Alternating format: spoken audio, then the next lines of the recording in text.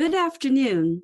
My name is Sakina Moore, and I'm the Program Director of the Monuments Toolkit Project. In honor of World Heritage Day, World Heritage USA, United States Committee of the International Council of Monuments and Sites, and the Monument Toolkit Project would like to welcome you to this month's webinar, Controversial Monuments on Retrial. For over 40 years, World Heritage Day, established by the International Council of Monuments and Sites, encourages the global community to connect with cultural and historical resources in the local community and beyond. World Heritage USA is headquartered in Washington, D.C., which is the traditional territory of the Lakota, the Anacostan, and the Piscataway people. It is not merely enough to do a land acknowledgement, but how do we support Indigenous communities into the future? With the Monuments Toolkit Project, we are looking at legacies that our societies uphold and are making the links to social injustice, health injustice, and economic injustice that these monuments have come to symbolize. We do this by uplifting stories that were ignored and untold, by inviting conversations as we get into these uncomfortable places. We will offer a toolkit for communities that are facing controversial and oppressive monuments, whether it is removal, reinterpretation, or recontextualization. We would like to thank the Mellon Foundation for their generous support, without which our work would not be possible. We also invite you to visit www.worldheritageusa to sign up and receive updates on the work that we're doing. Again, welcome, and I want to introduce you to William Humphrey, Program Associate for Research and Publications, who will be moderating today's webinar.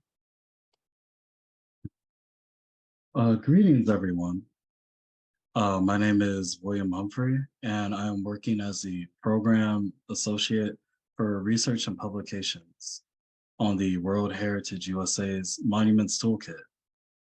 In celebration of World Heritage Day, also known as the International Day for Monuments and Sites, World Heritage USA is collaborating with two parties for this webinar.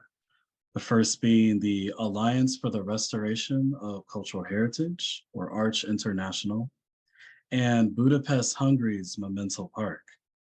Both of these parties have invested into the development of unique strategies towards the assessment of problematic monuments in their communities. World Heritage Day is the annual celebration of cultural heritage around the world and highlights the importance and need to protect cultural heritage sites for future generations.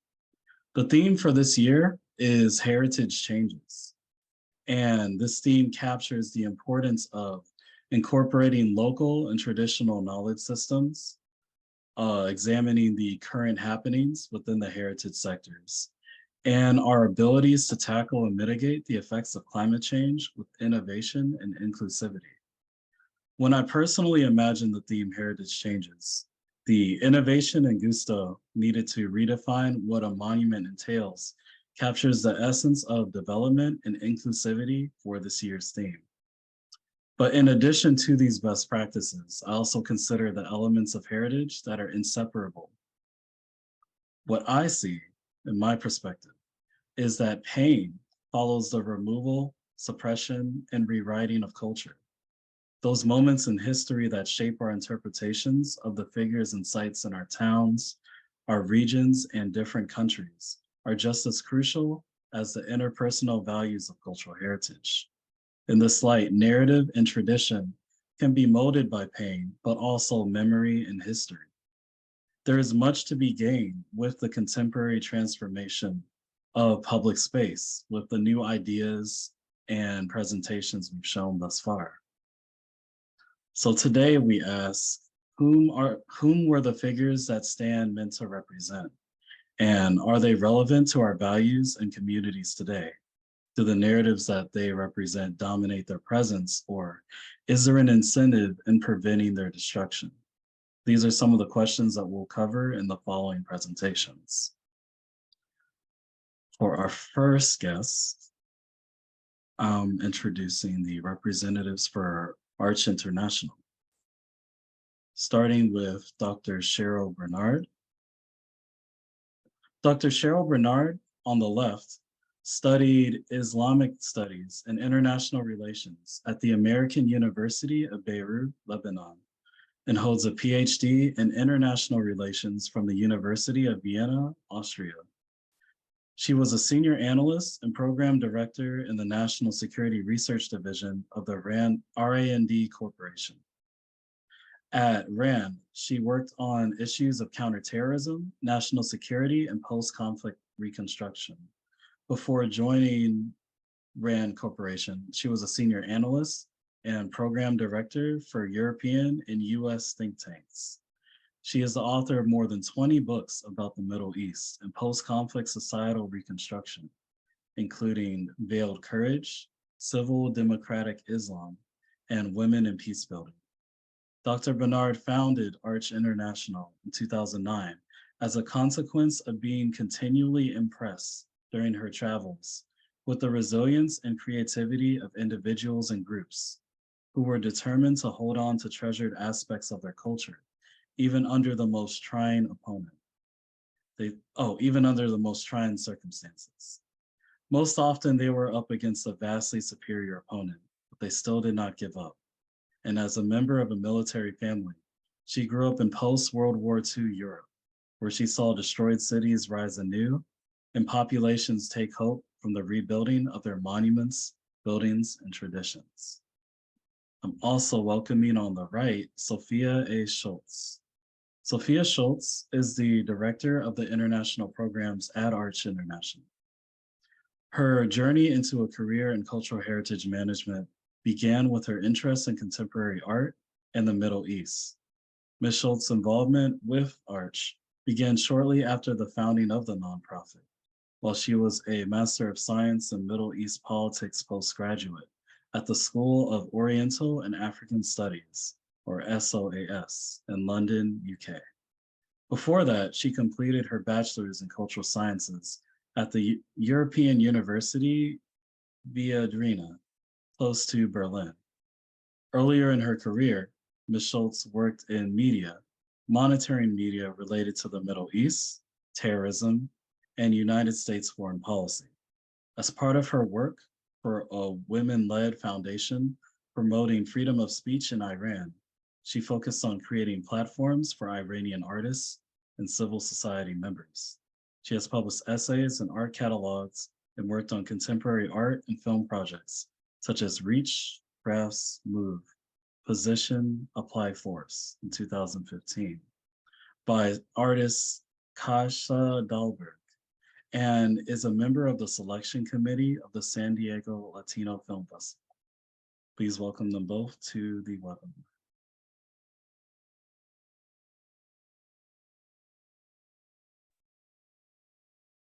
Hello from Arch International. I will start. I will just go to our presentation. I will share my screen. So today we will introduce a handbook that our organization developed.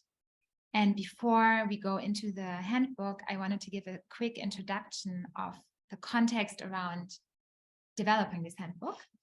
Arch International is a nonprofit organization based in the US with international projects around the world, where we work with communities that face difficulties usually in conflict zones or post-conflict.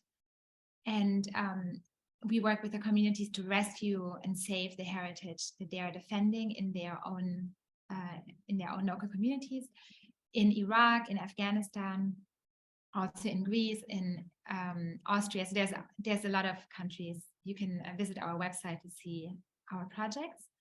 The website is here on the screen. And we have faced in Afghanistan, for example, everyone will remember the destruction of the Bamiyan Buddhas. In Iraq, we advocated for the rebuilding of the Bamiyan Buddhas. And we noticed that cultural heritage and monuments have a lot of values attached to them. It's intangible heritage, it's tangible heritage.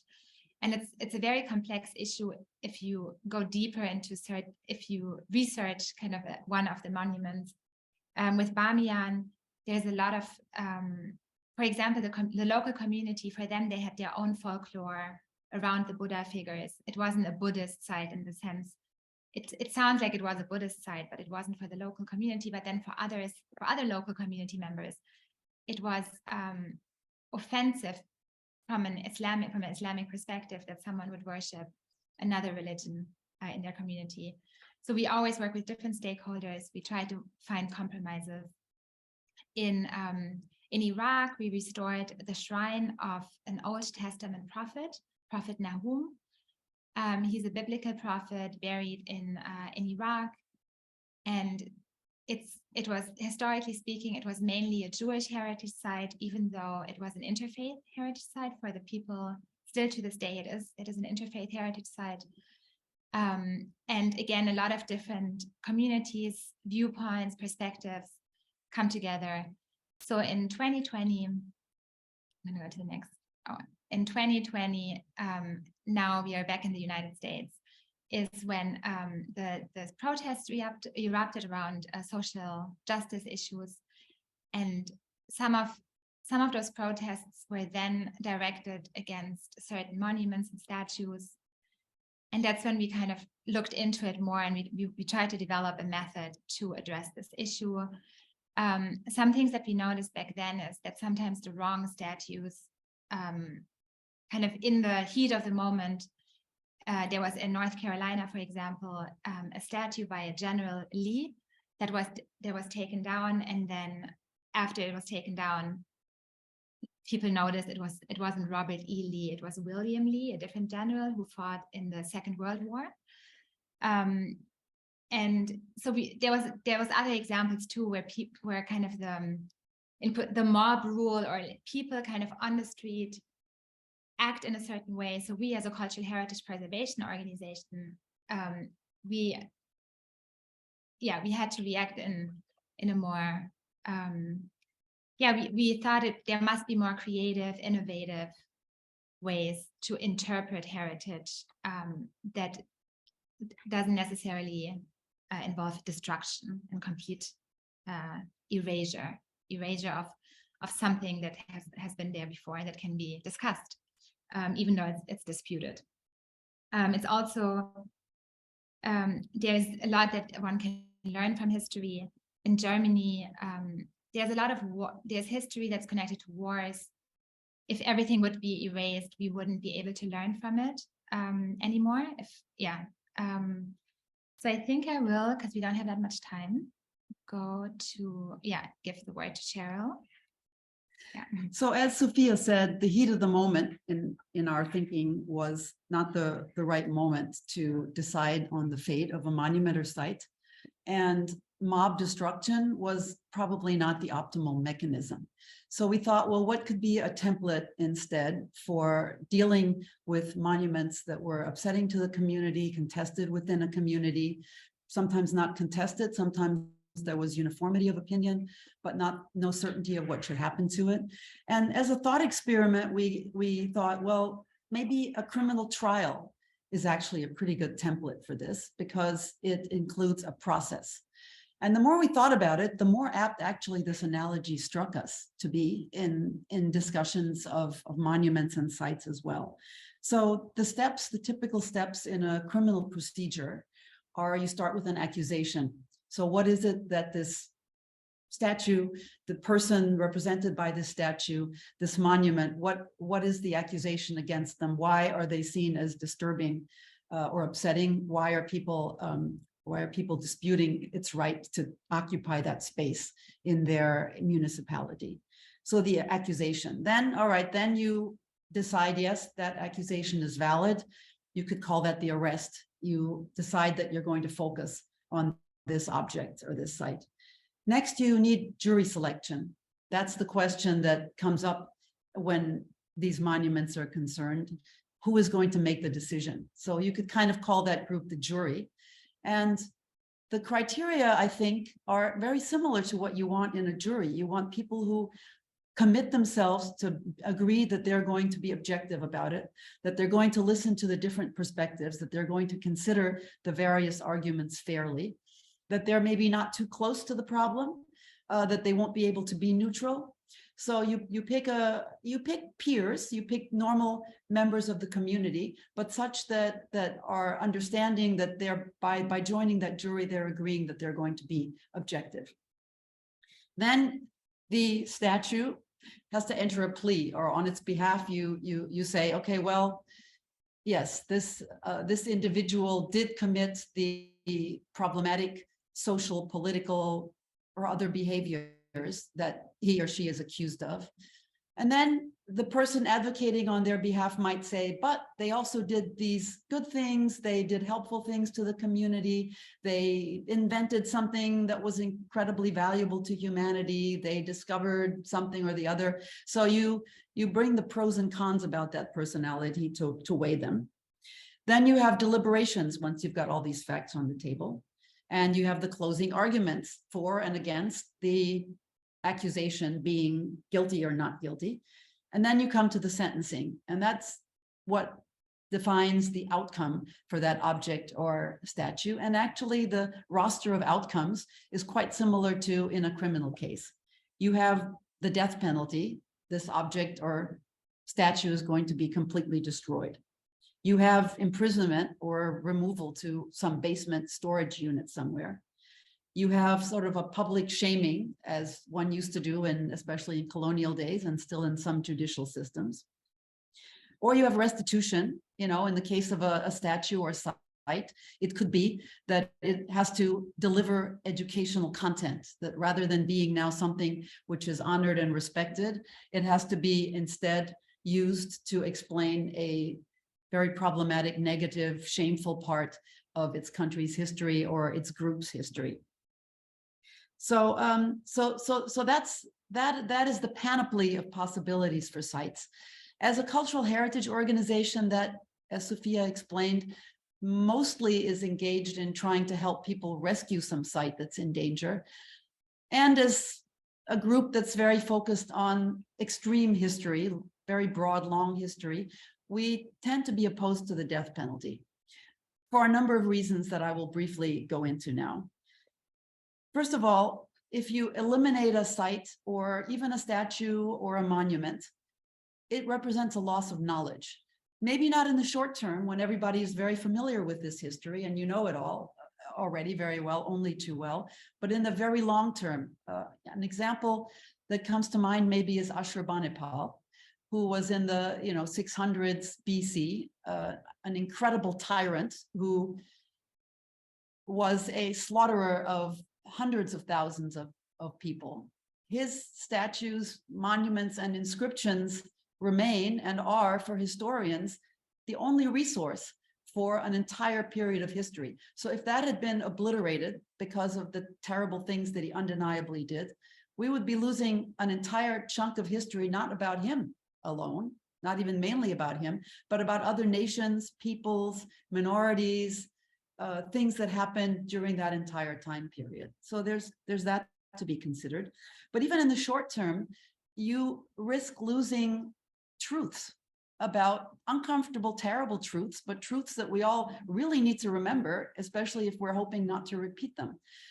I think that there is a tendency to regard, because from a municipal context, that is how it is, but we tend to regard a statue as an honor. To have a statue in your name put up is an honor.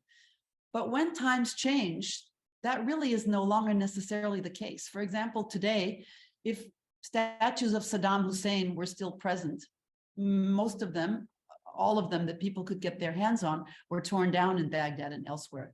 But today, if you look at that statue, you wouldn't think anymore, oh, this is the grand and glorious Saddam Hussein. You would remember what happened to him and how he was found in a dugout somewhere and then dragged out and put in jail and put on trial and executed. So he would be the reminder of a despotic regime that took place there rather than seen as a hero.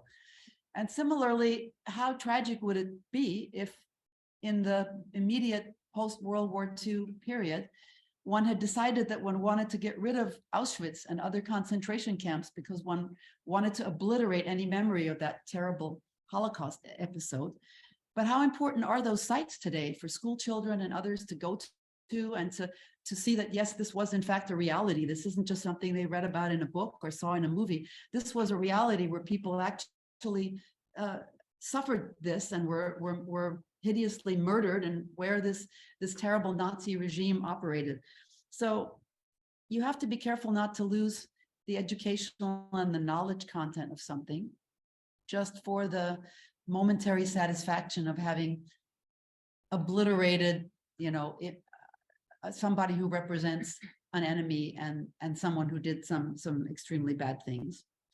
So I think what's important to remember too is that in addition to that death penalty, there are a number of other options that perhaps satisfy the goal of dealing with this problematic history in an even better way. And Sophia is going to show us a few of those. So these are a few examples of remembering or like monuments around the world. This one is in the USA. What is special about this specific memorial is that all parties that were involved in this war are represented and have a voice. And I'm just going to go through it fast. Or I don't know how much time we have left. Okay, yeah. This one is in Scotland. It's a very interesting story. It's the statue of the Duke of Wellington. And in one night, a few students that came from a bar in the middle of the night, they put a traffic cone on the head of this, of the Duke, of the statue.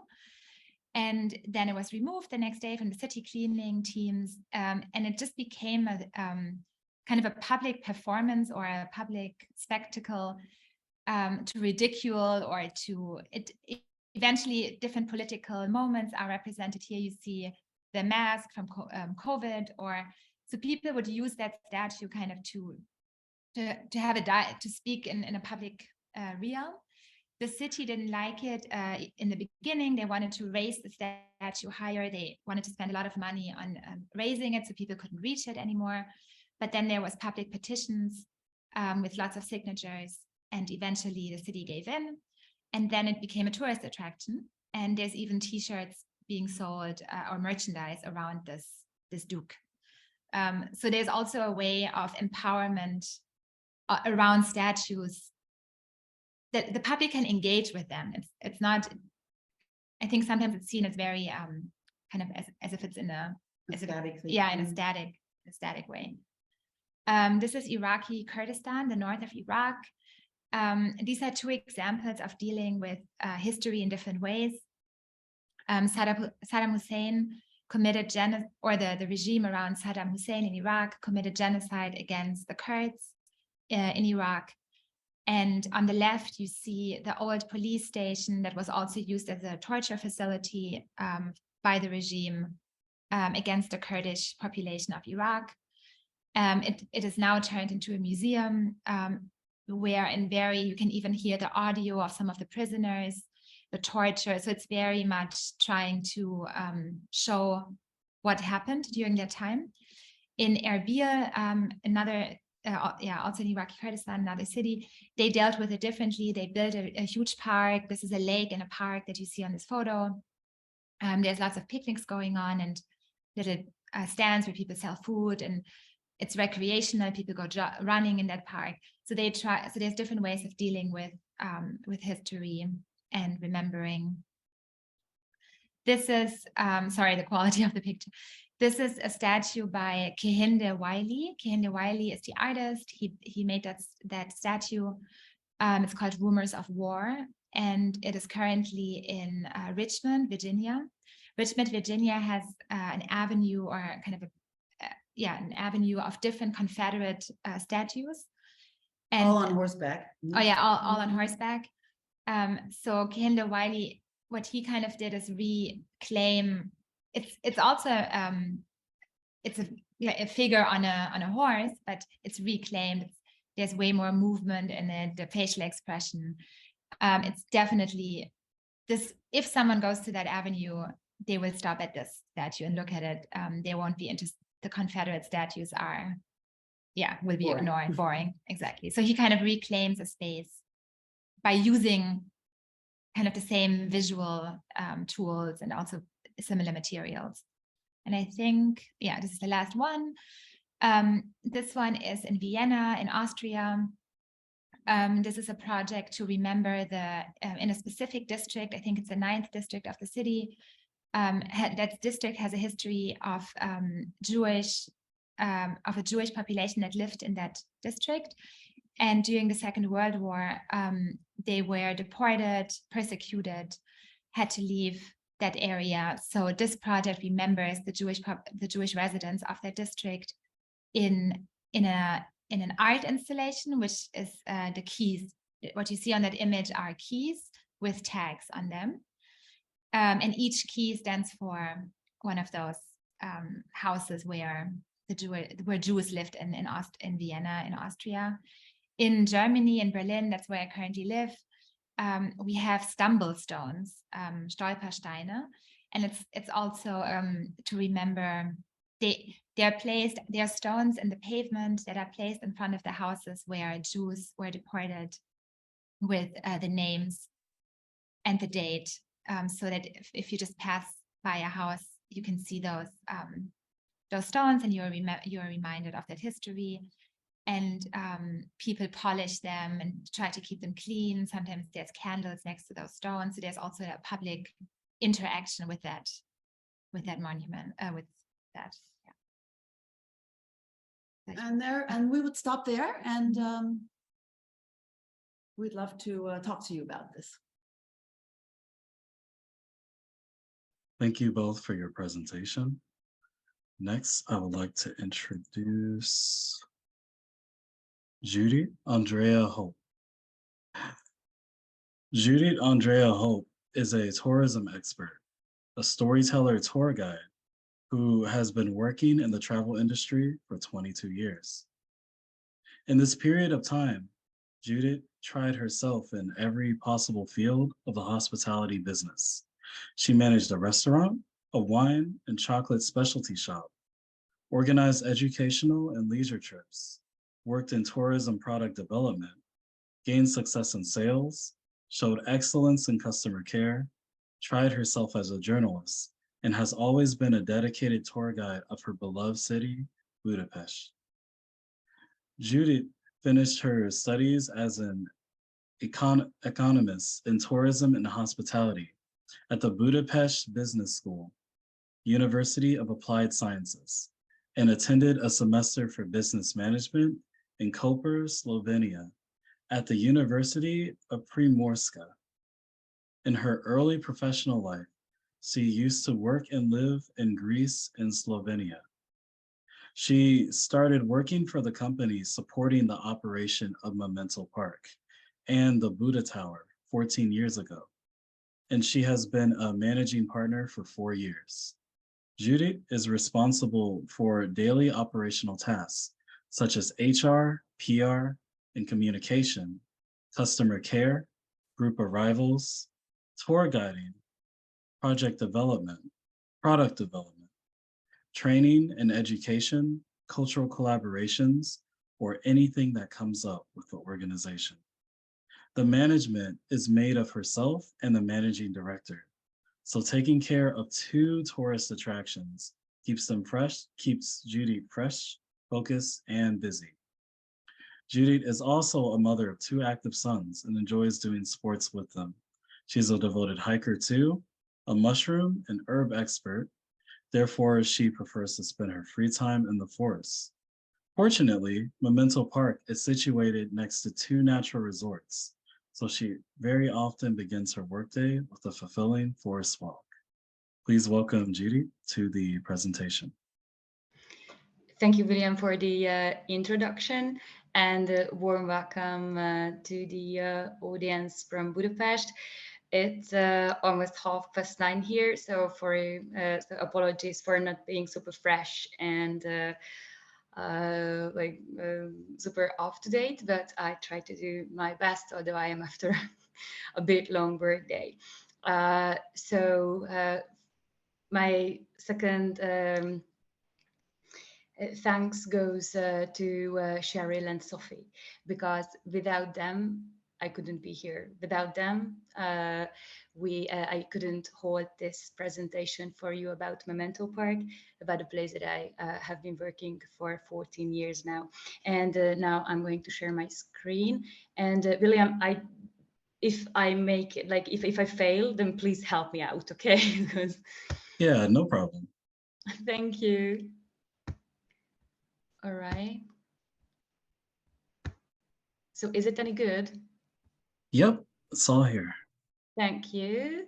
So then I just start. Yes. Yeah. So what is Memento Park Budapest? It is the final location, as you can see, of controversial monuments from the communist era in Hungary. I don't know much about American history, so I don't expect you to know a lot about European or Hungarian history. So that's why, just very briefly, I want to give you the frames of time that we are actually will speak about, and we are going to move within. Hungary is in a special historical situation, mostly for its geographical location. Hungary is, just see my palm, let's say that my palm is continental Europe, and Hungary is in the central part of it, so it is in a buffer zone. And that's why it has most probably seen and suffered more than other countries in the rest of the continent. And it also brought my country to very hard decisions, which, well, the time will answer if they were responded with good or bad decisions. So Hungary is in a special situation because, believe it or not, but this small state in the middle of Europe is the second one to proclaim a communist republic as early as 1919. And those very short period, 133 days, did not leave behind any physical objects. That left behind more like spiritual heritage and a very heavy history that Hungary carried until the Second World War, and actually even a bit after that. The second communist state was proclaimed in Hungary after the Second World War, but we technically call the era from 1945 until 1990, until the fall of communism, the communist era. And I know that you know that it's more complex than that. I use the word communism and communist era because it is easy to understand, but we all know that it wasn't that easy and it wasn't that simple, and that this social and economic ideology called communism was badly exploited by politicians.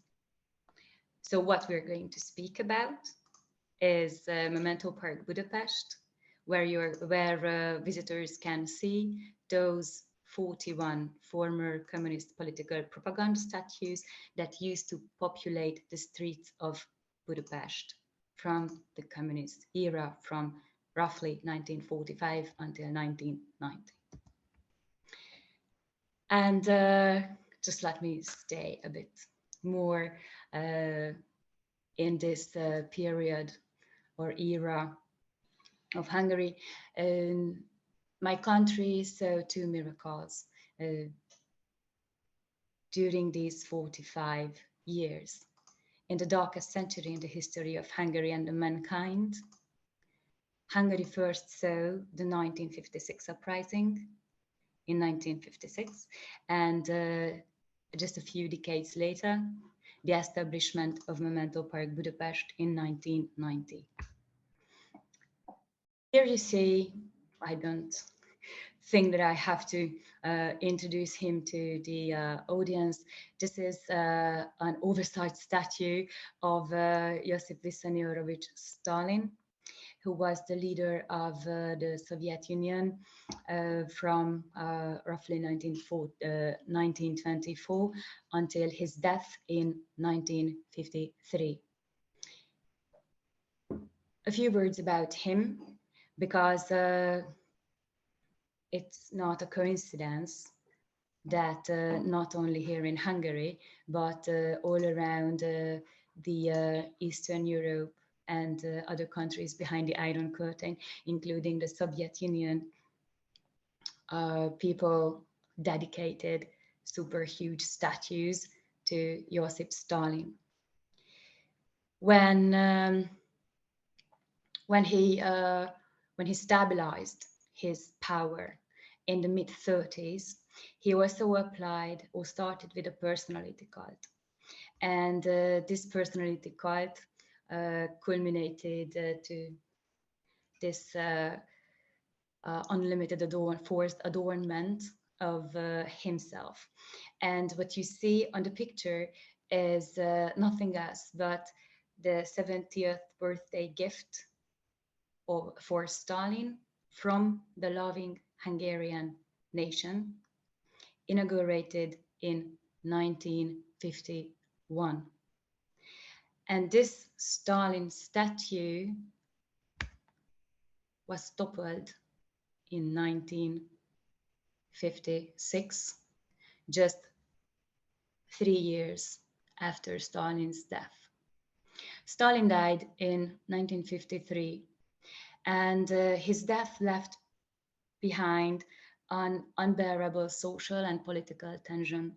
And at this point, I would like to reflect and refer to what Cheryl and Sophie said, that erasing or destroying memorials is like risking a loss of knowledge. But when Stalin died in 1953, his political successor in the Soviet Union, Nikita Khrushchev, understood the unbearable political and social tension. So he started to organize a systematic de-Stalinization. I'm sure that you understand this, this word. So historians also call it as like qualitative statue replacement. So Khrushchev ordered to have all memorials, artworks ever dedicated to Stalin to be removed from the area of the Soviet Union. But he couldn't control this event or events in continental Europe. And these de-Stalinizations happened spontaneously. And the ever grandest de-Stalinization is nothing else but the 1956 uprising in Hungary. And there you see what the people left behind. On the top left photo, you see Stalin's head that was carried from the location to another one, at least 1 kilometer away from the original location of Stalin's grandstand. So you can imagine the anger in the people's heart. And then you see next to it the boots with a writing on it, boot square 1, and beneath it's boot square 2. So people actually named this square after the boots. And why about the boots? Because the statue was toppled on the first night of the uprising. The uprising lasted for 14 days. And for the rest of these days, the boots remained in its place and reminded the public of the dictator and reminded the public of an eliminated dictatorship. And they have become eternal symbols for Hungarian people's strive for freedom and independence.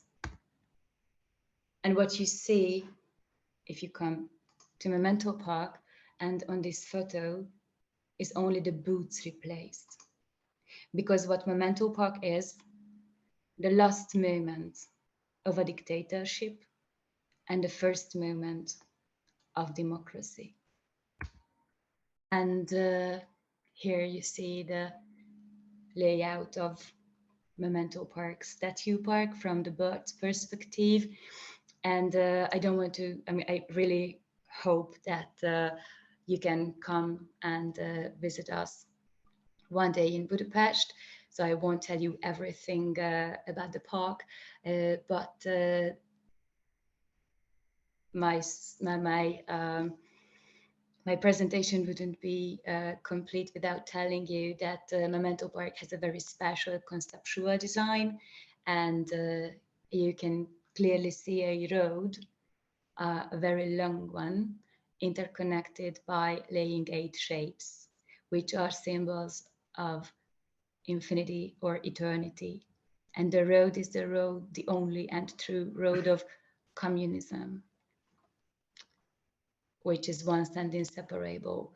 But here in Memento Park, we call it the road of communism, but it's a road that people are forced to walk on, people, which is set for the people, and only in dictatorships we have the road and the rules preset in a way that if we avoid, we get endangered. And it was a political and social consent at the end of these 45 years. And I'm sure that you have already asked that how come that Hungarians preserved their unwanted statues? Well, you saw the destroyed Stalin statue. Well, Hungarians were not awarded for that. In 1956, after the 14 days of the uprising, Hungarian people were terribly punished and the revolution was mercilessly crushed. But after 2 years of reprisals, the Soviet leadership agreed to give Hungarians some privileges in order to prevent another uprising. So Hungarians got a longer leash, and a much smoother, a more livable political and social climate was applied here. And historians agree that this must have led to this very liberal and smart thought or idea by Hungarian politicians and the Hungarian society, not to destroy or melt down the statues at the fall of communism, but to protect them. And not only to protect them, but there was an urge and really unexpected urge that people wanted to create a proper interpretation for these unwanted political propaganda statues. Why are these statues in Memento Park? Well, again, thank you, Cheryl and Sophie, for speaking about it in your presentation. Well, it was the decision made on which statue to keep and which statue to let stay at the original location was a matter of a 2-year-long debate. So these decisions never come easy. It's I mean, you have to ponder many things. You have to speak and discuss about the political context, the social context, negotiations made by outstanding authorities in sociology and in sculpting, in politology, and it lasted for 2 good years. And the final decision, due to the final decision, statues with unvanishable political character would delegate it to this collection, and those which could have been rebranded just with removing a 5-pointed red star or a bilingual inscription could stay at the original location, because it's also a matter of fact and an undeniable matter of fact that we're speaking about 40-45 years, and people just got used to live around these statues, and these are political propaganda statues, you know, so it's not that there are just one of them in one city. It is that there are one of them in every district or in every 3rd kilometer. So people really saw them within a work day at least 10-12 times. So people were surrounded by them, and despite that, they decided to preserve a few, and yet, yes, those with political character are here, and those which the people just, you know, learned to like, love, or got used to see too much, those stayed at the original location. And what happened to the other statues from the countryside of Hungary? Just let me give you one example, because there are there are many nice stories. There is a statue that actually traveled a few hundred kilometers from A to B. The local community did not want to see the statue any longer, but after the fall of communism, another city came to the decision to unite the 3 villages so that they would be a bigger municipality, new unity, and they just wanted to have a statue that could have become the symbol of this unity, but they couldn't afford, but they didn't afford or couldn't afford sculpting a new one. So they said that, well, if someone just has or wants to get rid of an unwanted communist statue which doesn't have political character, then we would like to get it. And a female figure representing liberation traveled from A to B, and now without any political meaning and any symbol of authority, represents the unity of this newborn town. And we must speak about statues in Memento Park which are not restored or which are not complete, because Memento Park deals with a very hard part of history, and we see statues of people that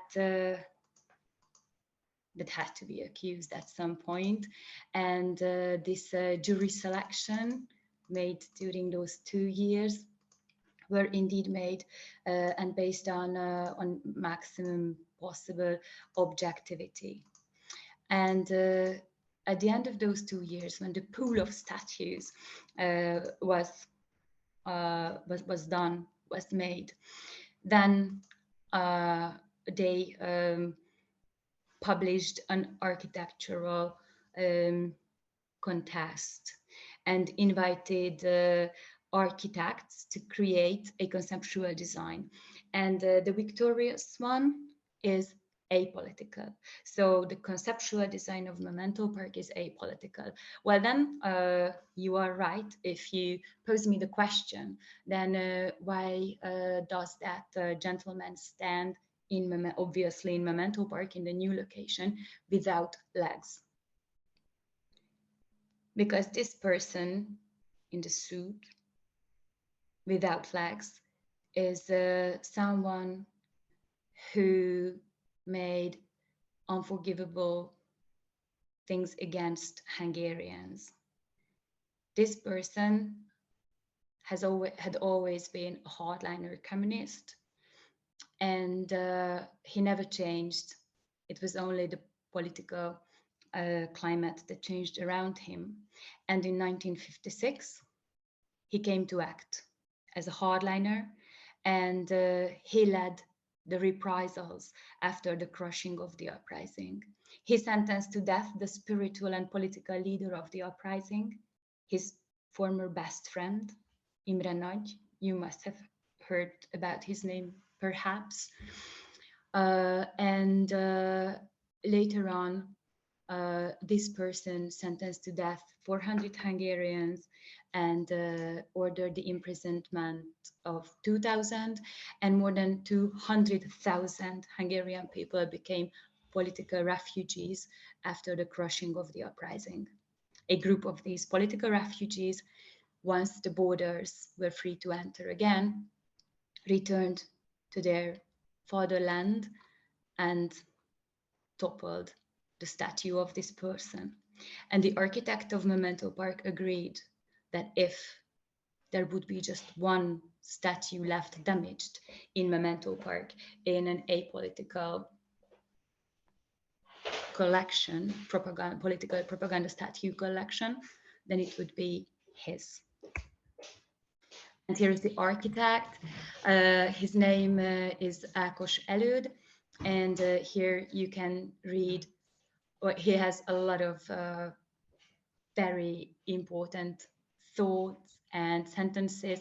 If you visit our website, www.mementopark.hu, then you can read even more about the conceptual design and about his thoughts.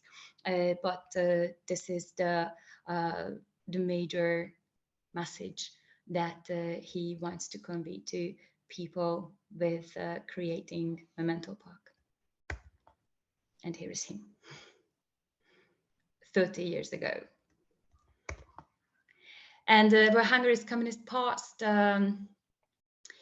is undeniable, we have it, and Memento Park speaks about it in a smart way, and this is what makes Memento Park a very important site. And at this point, I would like to give you some insight about our daily life. So cultural and or dark tourism. So what is Memento Park? Well, cultural and dark tourism actually have the same qualities. They're special attractions. They carry some wow experience. They're connected to legends. They're unique, and somehow they remain actual in space and time.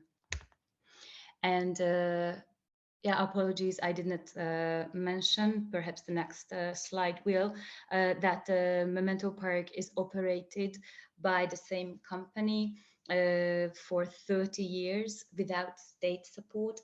And that's why it's important that we do SWOT analysis and that we define our space in economy and in tourism industry. So here you can read our SWOT analysis as a cultural destination or dark tourism destination.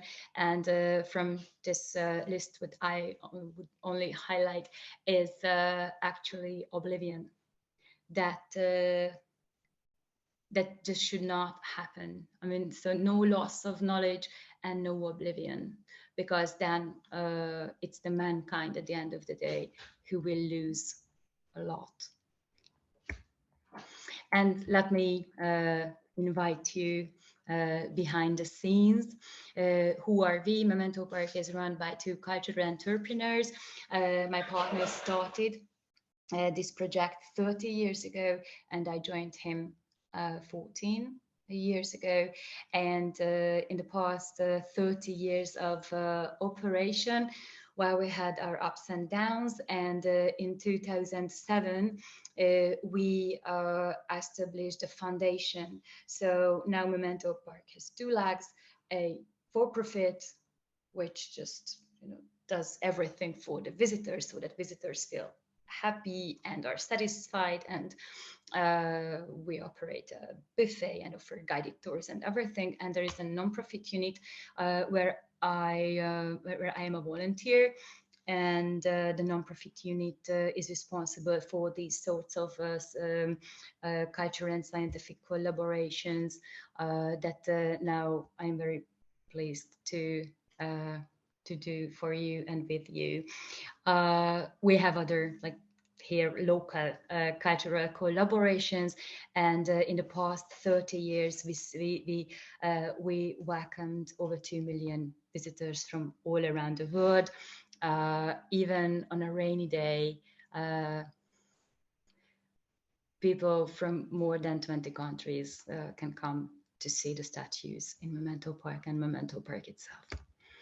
Here you see cultural examples for cultural collaboration. From the right to the left, there you see the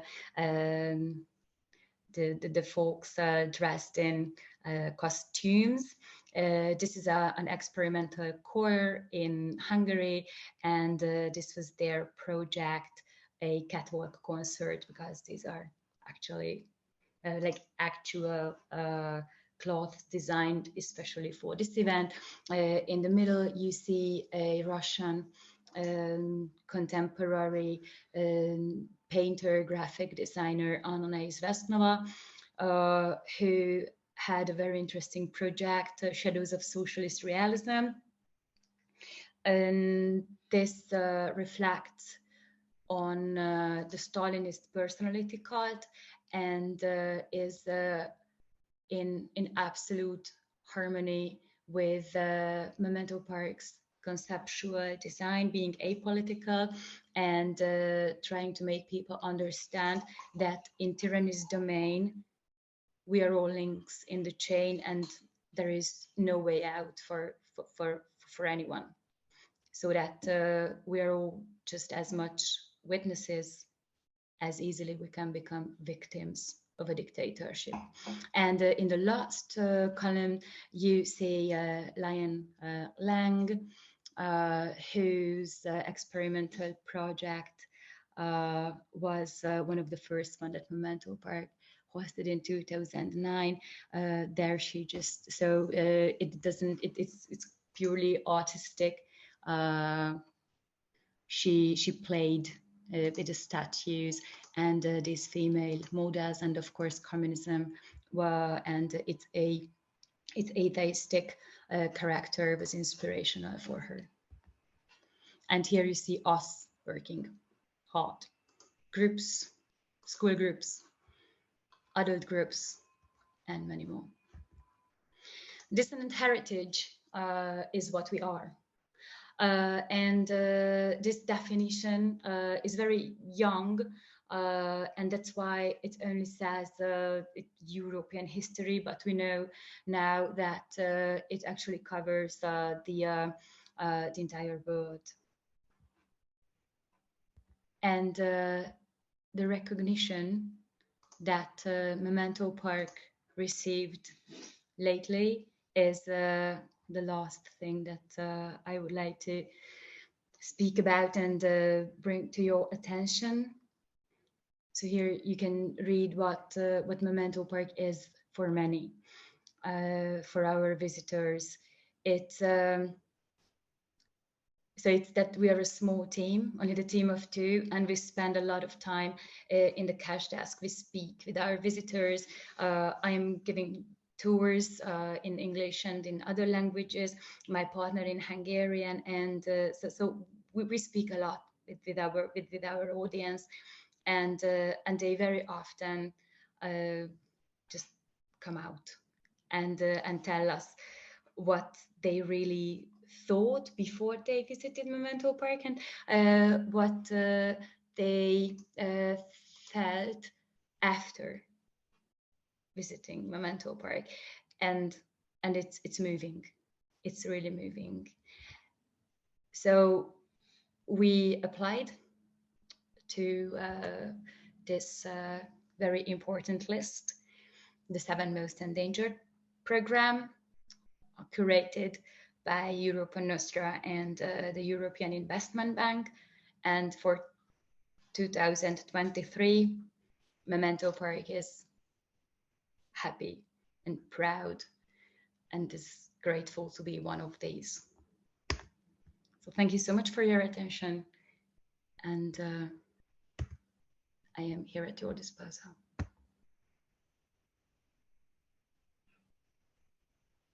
Thank you for your presentation. And now I'd like to welcome back all of the panelists, and we will begin the Q&A portion of the program. Anyone can feel free to submit using the Q&A function a question for our panelists. And from there, we will all respond and continue the discussions that we've heard during these presentations. Sophia and Cheryl, is it okay if you rejoin the presentation? To do Right, something yeah. to click us back in? Yeah. Could you let us, could you, Says the host has yeah. to you Oh, want- I have to allow. Yeah, just a video. Thank you. There you go. It should be Okay. good. Start maybe. Yeah. Okay, we're back. All right, great. Okay. So while we're waiting for the questions to come in, I did have one to ask you both. This is actually from a previous webinar.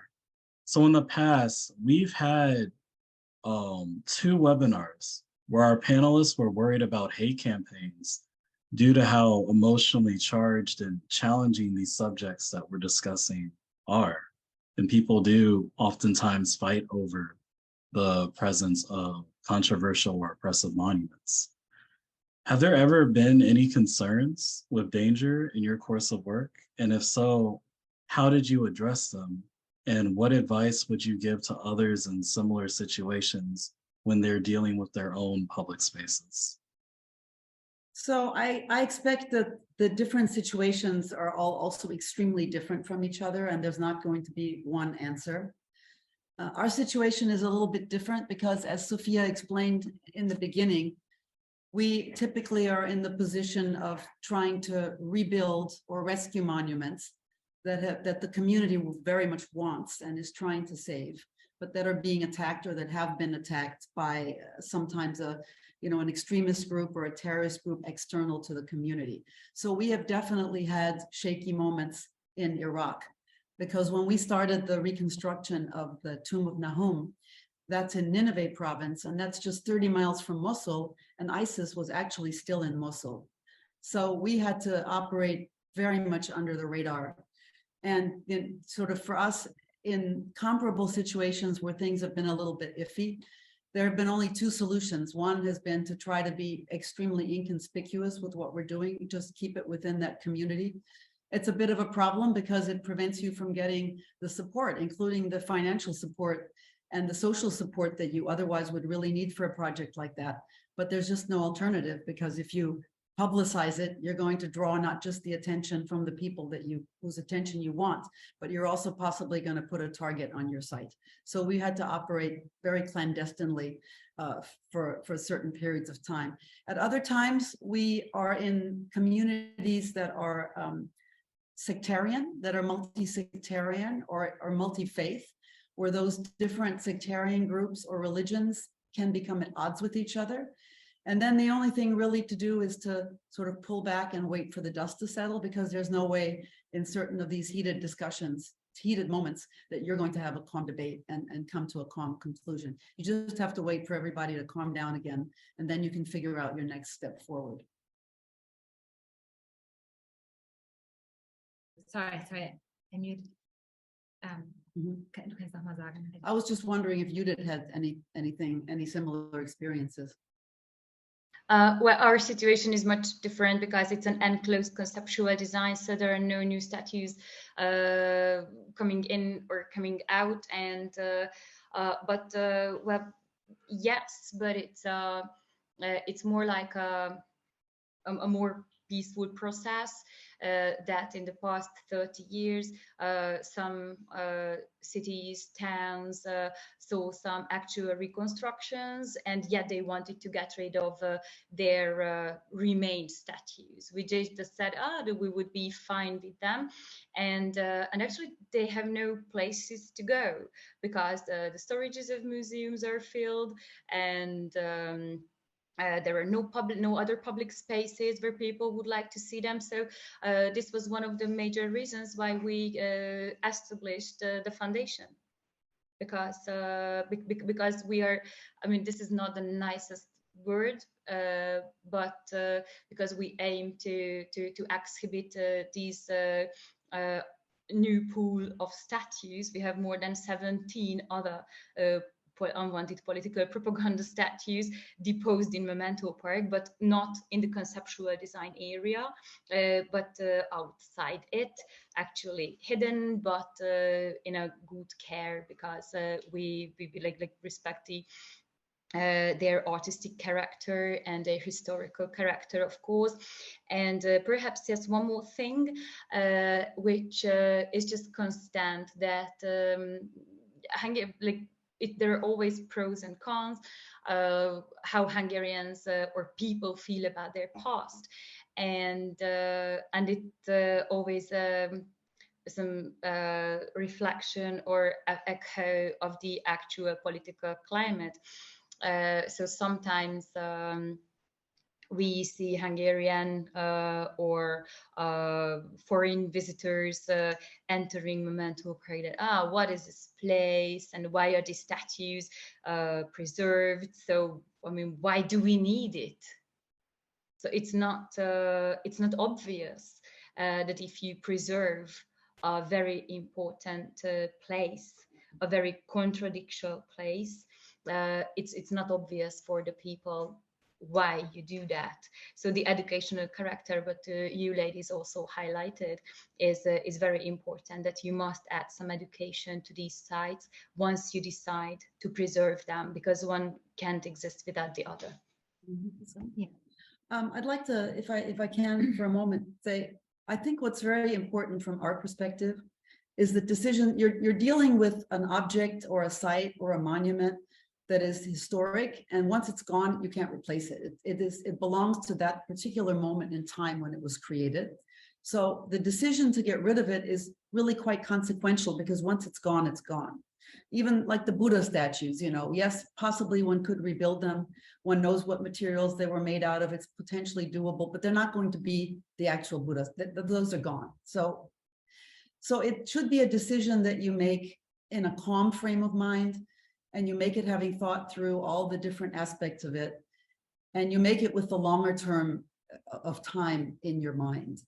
For example, there's an obelisk there was an obelisk in the main square in Santa Fe, New Mexico. And as an obelisk, it had 4 sides. And one of the sides was seen as discriminatory by the local Native American population, and arguably was. So one night, a group got together and demolished the obelisk. But the other 3 sides, they kind of were collateral damage. And it was quite unfair, because one of the sides, for example, honored the Union soldiers who fought against the Confederacy. So that was, you know, a message that one would have liked to keep. There wasn't really any reason to demolish that message as well. So from our point of view, if you have 4 sides, you should think about, well, what do I want to do with this in its entirety? Can I change one of the sides? Do I just add a plaque explaining it? Do I figure, you know what, everybody's so upset right now, why don't I remove it? And then we think about it, and we come back to it in 5 years or 10 years. We think about it then. I just feel that, you know, that out of anger, demolishing something is not really the best way forward at all. And celebrating that was not really a very constructive thing to do, I believe, because you just never know. So just my last example is that in Vienna, Austria, the Soviet army was occupying the city. And, you know, yes, in a sense, they helped overthrow Nazism, but their presence in the city was terrible for the population because they were extremely brutal. There was a lot of rape, there was a lot of killing, there was a lot of looting. Their presence was not remembered very fondly by even the people who were glad to be liberated from Nazism. But the Soviets built, at that very time, they built a huge, gigantic statue, a huge pedestal, and there's a Soviet soldier on the top of it, and it's right in the center of the city, and there's a big fountain in front of it. And they wrote into, when Austria regained its independence, having been occupied, they wrote into their treaty that made them independent again, that they must keep this statue. They weren't allowed to move or do anything to that statue. So that statue has remained. And that statue has undergone, all sorts of experiences. And like currently, that statue is where all the protesters against the Ukraine war go. So that statue is not something that makes the Russians real happy right now, because that statue right now is the focal point for all the critics to their attack on Ukraine. So it's a place. A statue is a site, it's a place. You can put all sorts of content into it and around it. And often that's exactly what happens to these places take on a life of their own, and they almost have their own history following when they were built. Thank you for your responses. Speaking of having a life of their own, were there any interactions that you've had with the locals on any of these sites that might have changed your perspective on a monument that was seen as controversial? Well, in Memento Park, because of this apolitical conceptual design, so these statues at a certain extent are controversial, but I would say that they used to be controversial, because now they are in this new artistic context, in a total silence, because there is no narration in the park. So people who come here, they primarily visit the park on their own. There are 4 very basic information about each and every statue on the pedestal of the monuments. So it's the original location, name of the statue, name of the sculpture, and year of installation. So people with any knowledge, family background, from anywhere around the world come here, and they don't need to know anything about it. They just need to walk with open eyes and open hearts, and then they will see these huge soldiers, costume bronze. They will see these fancy looking politicians in their suits. They will see the workers' monuments. All workers are strong and healthy, and then they will develop their idea about it. And that's how it works here. So they're decontextualized, actually. So for this reason, we at some certain extent we have it easy. But of course, it is not. But for us, it's like that. Okay. I have an example too from Iraq. So when we were fundraising for the restoration of the tomb of Nahum, which was a principal pilgrimage site for the Jews of Iraq for thousands of years, we were also fundraising from within the US Jewish community and the international diaspora Jewish community, and the Israeli Jewish community. And we got a lot of support and encouragement from Kurdish Jews. But from former Iraqi Jews from the Arab Iraq, they said, well, yes, it's an important site for us historically, but our memories of our time in Iraq are so terrible that we don't want to remember anything about Iraq. And we don't care if everything in Iraq gets obliterated, including Jewish monuments. So that was interesting to see, the amount of emotion that was attached still to that experience, and how different it was for the Kurdish Jews, whose ability to leave Iraq was a nonviolent one. They were assisted in their ability to emigrate to Israel, whereas the Jews in the Arab part of Iraq had a much different and much more violent and repressive experience and didn't want to remember it at all. So that was interesting, and a very understandable difference, certainly. I would like to add one more thing. So this, as I told you, or I haven't, but these 45 years in Europe were different for each and every country behind the Iron Curtain. And it was only Hungary who preserved these statues. And I told you the reason why. And we can understand the anger of the other nations who chose not to preserve these statues. And now, after 30 years, they also come to Memento Park and say that, gosh, it's good that you preserved them. There were countries which did not have this sort of political propaganda art production. For example, in Yugoslavia and former Yugoslavia, or in Romania, you wouldn't get to see statues like this back in the day. So they also come and see what it must have been or felt like to be in this part of communist Europe. And again, it's different for the countries even closer to the former Soviet Union, because the 9th of May is commemorated in some parts of the world until today as the day of victory, when the Second World War actually ended. And we never ask the nationality of our visitors, but around the 9th of May, there are visitors who pay the admission fee as any other person would. And we don't even see what they carry with them, but they carry flowers. And they leave flowers at the statues of the two peace envoys and of the Soviet soldiers, so Soviet soldier statues.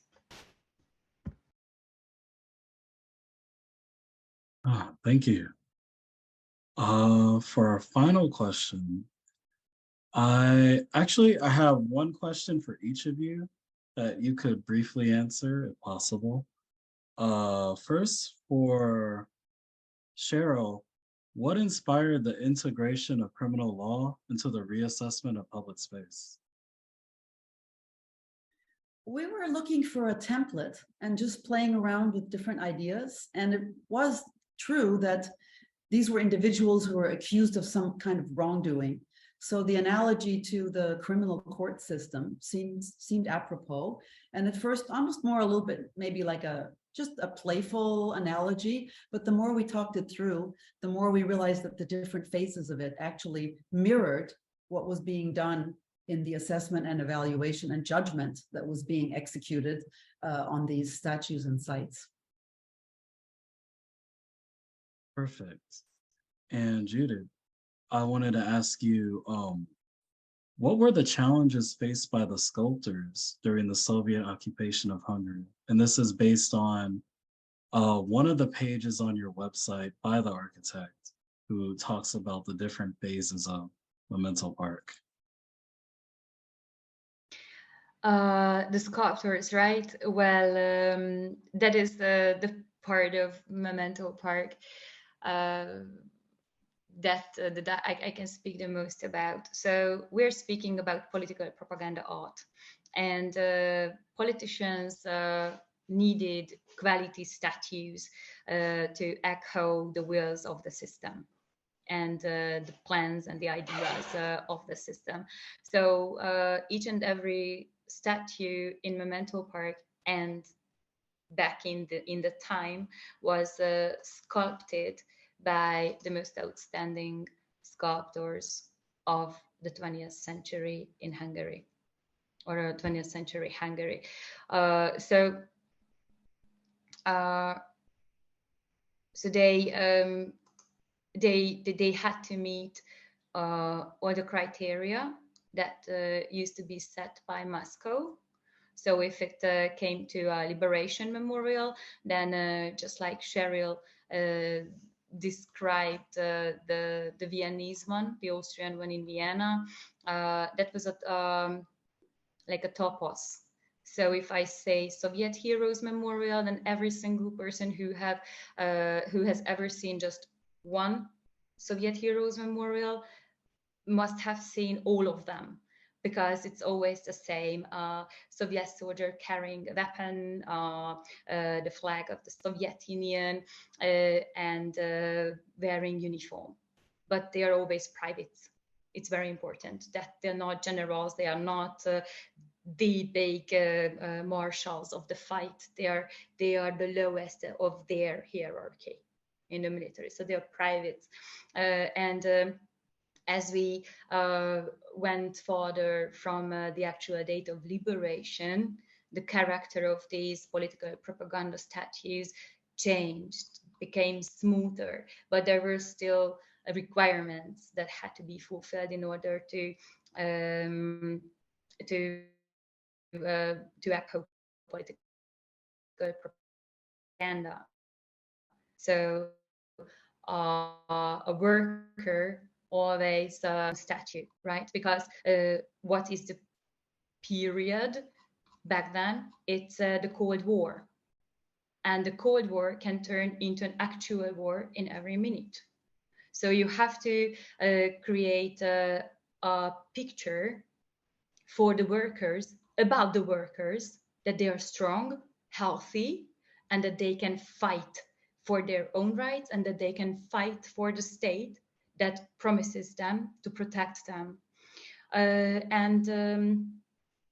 Talent was appreciated.